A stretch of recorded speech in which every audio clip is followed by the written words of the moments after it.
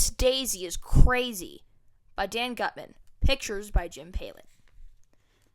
Chapter 2. Dumb Miss Daisy and Principal Klutz. Miss Daisy said it was time for us to clear off our desks and see how much we knew about arithmetic. Ugh. If I gave you 58 apples and Principal Klutz took 28 of them away, Miss Daisy said, how many apples would you have left? AJ? Who cares how many apples you would have left, I said. I hate apples. If you ask me, you and Principal Klutz can take all the apples away and it wouldn't bother me one bit. You would have 30 apples, said that girl, Andrea Young, in the front of class. She had a big smile on her face, like she had just opened all her birthday presents. Andrea Young thinks she's so smart. I hate arithmetic, I announced. You know what? Miss Daisy said. I hate arithmetic too. You do? We all said. Sure. I don't even know what you get if you multiply 4 times 4. You don't? I have no idea, Miss Daisy said, scratching her head and wrinkling up her forehead like she was trying to figure it out. Maybe one of you kids can explain it to me. Boy, Miss Daisy was really dumb. Even I know what you get when you multiply 4 times 4. But that smarty pants Miss I know everything girl, Andrea Young, beat me to it and got called on first.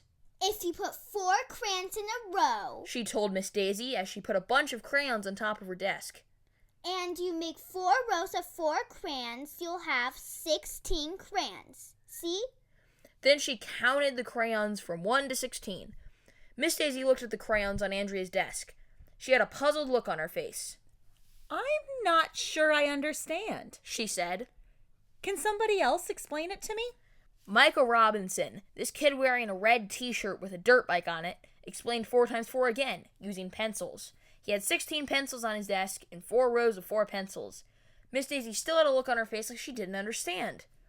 What would happen if you subtracted half of the pencils? She asked. Michael took away 2 of the rows of the pencils and put them in his pencil box. Then you would have 8 pencils, we all said.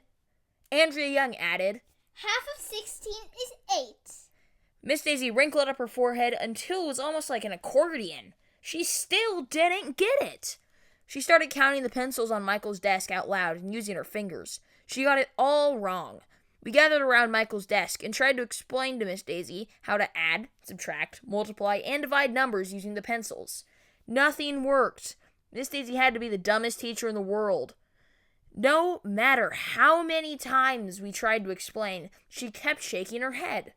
I'm sorry, she said. It will take me a while to understand arithmetic.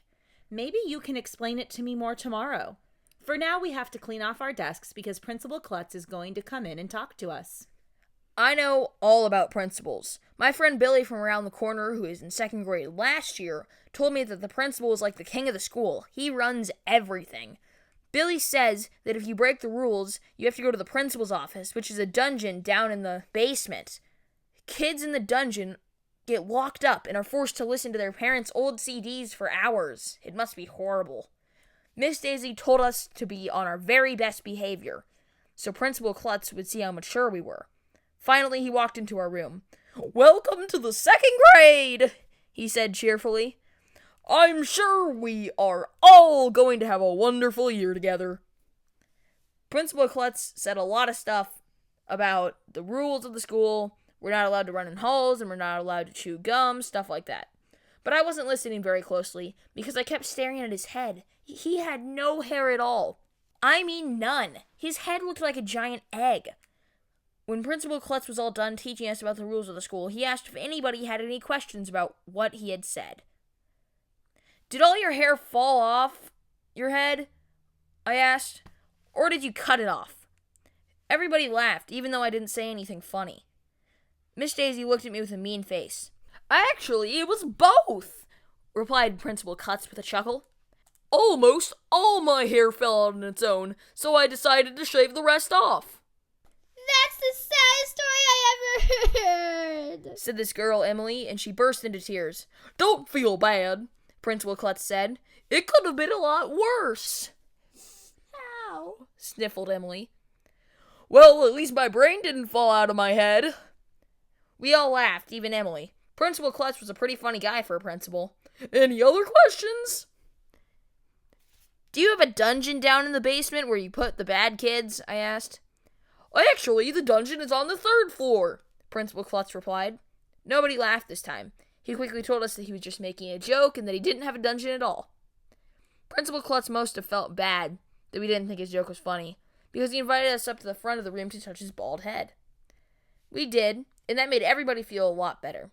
Principal Klutz seemed nice, but a lot of people seem nice when you first meet them. Then, later you find out they are evil villains who plan to take over the world.